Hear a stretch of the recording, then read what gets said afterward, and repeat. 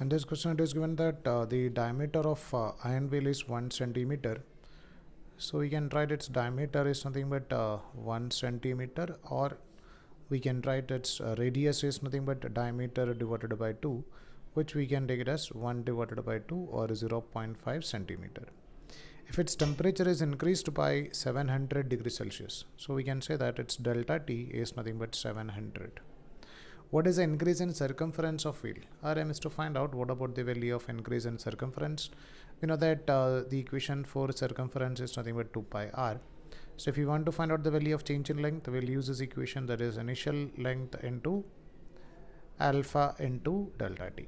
So by using this equation we can find out this change in length is equal to initial length is nothing but initial circumference, that is 2 pi r into alpha into delta t. So we can just substitute these values.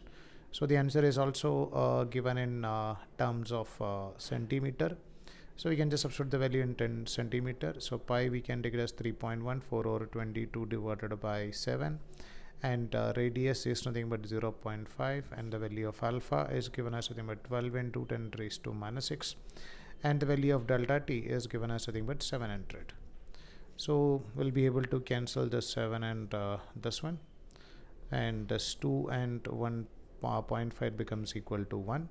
So we can write the remaining part is nothing but 22 into 12 into 10 raised to minus 4. So we can write 22 into 12 is nothing but 264 into 10 raised to minus 4. So we can write this is equal to 0.0264 centimeter. That will be the extension in circumference.